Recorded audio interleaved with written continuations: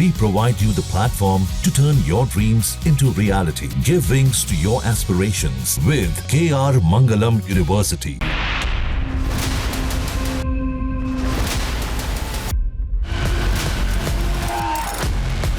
नीचे लबालब नदी, ऊपर ब्रिज से गुजरते तेज रफ्तार वाहन।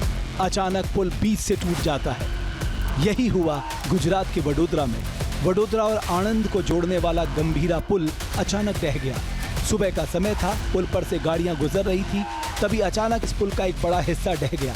6 गाड़ियां नदी में समा गईं। इनमें ट्रक से लेकर ऑटो रिक्शा और बाइक तक शामिल है।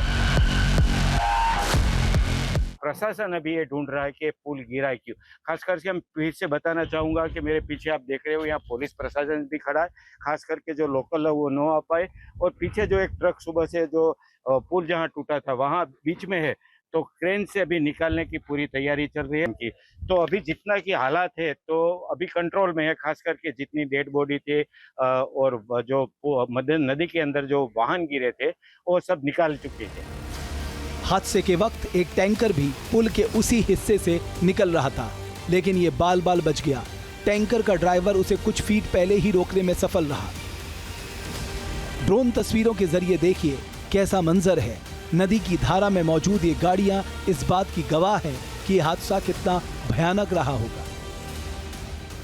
इस ट्रक को देखिए, ये महिसागर नदी के पानी में करीब करीब डूबा हुआ है। ये ट्रक तेजी से अपनी मंजिल की तरफ बढ़ रहा था, लेकिन इस मौत के पुल पर जानलेवा हादसा उसका इंतजार कर रहा था। नदी में गिरने के बाद यह ट्रक पलट गया। इस ऑटो का भी यही हश्र हुआ। यह भी पुल ढहने की वजह से नदी में गिर गया। महिसागर नदी पर बने पादरा गंभीरा पुल की लंबाई 900 मीटर है। इसमें 23 से ज्यादा खंभे हैं।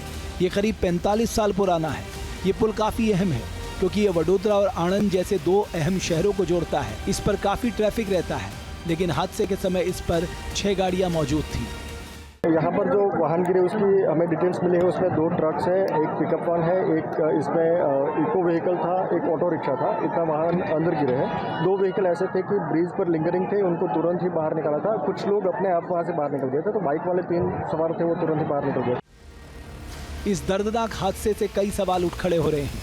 45 साल पुराने पुल की देखभाल ठीक से क्यों नहीं की गई? अगर इसकी नियमित जांच की गई होती तो पता चल जाता कि ये इस्तेमाल लायक नहीं है। इतने पुराने पुल से भारी भरकम वाहनों को गुजरने की अनुमति आखिर क्यों दी गई? और सबसे बड़ा सवाल कि इस हादसे में हुई मौतों के लिए जिम्मेदार कौन है और उसे सजा कब मिलेगी? स्थानीय जिला पंचायत सदस्य हर्षद सिंह परमार का दावा है कि पुल जर्जर हालत में था। ये जो गंभीरा ब्रिज टूटा है, ये ब्रिज की टेलीफोनिक रजूआत मैंने 2022 अगस्त महीने में 22 तारीख को मिस्त्री साहब करके अधिकारी थे उनको मैंने की थी। उनको बोला था ये जो ब्रिज है वो जरूरत से ज्यादा वाइब्रेशन कर रहा है। ये ब्रिज के जो पिलर है उसकी कनेक्टिविटी छूटती जा रही है। ये ब्रिज बहुत खस्ता हालत में कभी भी टूट सकता है। राहत और बचाव का काम जारी है। कुछ दिनों में यहाँ से दुर्घटना के तमाम निशान मिट जाएंगे, लेकिन जिन घरों के चिराग इस हादसे के शिकार हो गए उनके दिलों के जख्म शायद कभी नहीं भरेंगे।